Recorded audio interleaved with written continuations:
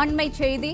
சட்டப்பேரவையில் சபாநாயகருக்கு எதிரான நம்பிக்கை வாக்கெடுப்பில் கட்சி மாறி வாக்களிக்க தாவேக எம்எல்ஏவிடம் ரூபாய் 35 கோடி பேரம் பேசியதாக போலீஸ் தரப்பில் தெரிவிக்கப்பட்டுள்ளது.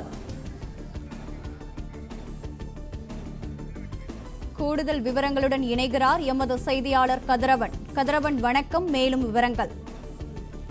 தமிழக வெற்றி கழகத்தின் ஆட்சியை கவிழ்க்கும் விதமாக அந்த கட்சியினுடைய சட்டமன்ற உறுப்பினர் கூடிய இளையராஜா என்பவரிடம் பேரம் பேசியதாக இளையராஜா என்ற நபர், திருநாவுக்கரசு என்ற நபர் கைது செய்யப்பட்டார். அவரை தொடர்ந்து தற்போது மேலும் 5 நபர்கள் கைது செய்யப்பட்டிருக்கிறார்கள். இது தொடர்பாக காவல்துறை அறிக்கை ஒன்றை வெளியிட்டிருக்கிறார்கள்.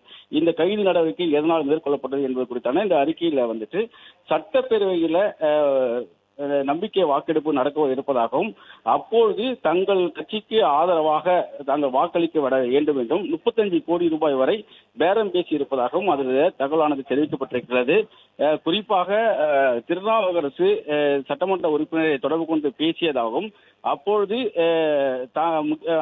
ஒரு முக்கிய கட்சியை சேர்ந்த சிலர் கேட்டுக்கொண்டதன் பிறகு தான் தொடர்பு கொள்வதாகவும், நேரில் சந்திக்க வேண்டும் என்று பேசுவதால், ஆனால் தான் வேற பணியில் இருப்பதாக கூறி இளையராஜா தொடர்பு துண்டித்த நிலையிலும் மீண்டும் தொடர்பு கொண்ட திருநாவுக்கரசு இளையராஜாவிடம் தமிழ்நாடு சட்டப்பேரவையில் சபாநாயகருக்கு எதிராக தீர்மானம் கொண்டு வர உள்ளதாகவும், ஆளுங்கட்சி உறுப்பினராக இருந்தாலும் அந்த தீர்மானத்தின் மீதான வாக்கெடுப்பின் போது தாங்கள் வாக்கெடுப்பது எதிராக நடந்து கொள்ள, எங்களுக்கு ஆதரவாக நடந்து கொள்ள வேண்டும் என்றும், அதற்கு சன்மானமாக 35 கோடி ரூபாய் வரை தருவதாகவும் ஆசை வார்த்தை காட்டியுள்ளார். இதனால் அதிர்ச்சி அடைந்த இளையராஜா, எனக்கு விருப்பமில்லை, இனிமேலும் பேசாது என்று கண்டிப்புடன் கூறிய போதும் தொடர்ச்சியாக அவர்கள் பேசியதாகவும், மேலும் தாங்கள் பேசியதை வெளியே தெரிவித்தால் இளையராஜா அவர்களையும் அவரது குடும்பத்தினரும் பின்விளையை சந்திக்க நேரிடும் என்று திருநாவுக்கரசு மிரட்டியதாகவும் புகார் அளித்திருந்திருக்கிறார்.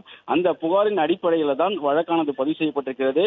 குறிப்பாக கடந்த 29ஆம் தேதி அன்று காவல் ஆணையரிடம் நேரடியாக புகார் அளிக்கப்பட்டதாகவும், மக்களால் தேர்ந்தெடுக்கப்பட்ட பொதுக்குழுவிலான தன்னிடம் தனது மக்கள் பணியை செய்யக்கூடாது என்பதற்காகவும், தனது பேச்சு குறும்பட லஞ்சம் தர முயற்சித்தோடு தனக்கும் தனது குடும்பத்தினருக்கும் அச்சுறுத்தல் விடுக்கும் வரையில திருநாவுக்கரசு மற்றும் அவருக்கு பின்புலாக செயல்படும் நபர்கள் மீது நடவடிக்கை எடுக்கப்பட வேண்டும் என்றும் அவர் தெரிவித்திருந்ததாகவும், அதன் அடிப்படையில் தான் திருவைக்கண்ணி காவல் நிலையத்தில் வழக்கு பதிவு செய்யப்பட்டு அரும்பாக்கத்தை சேர்ந்த திருநாவுக்கரசு என்ற நபர் முதலில் கைது செய்யப்பட்டதாகவும், அவருக்கு பின்னணியாக செயல்பட்ட திருச்சியை சேர்ந்த நரேஷ், சென்னை மேடவாக்கத்தை சேர்ந்த தியாகராஜ் ஆகியோர் கைது செய்யப்பட்டதாகவும் தெரிவிக்கப்பட்டிருக்கிறது.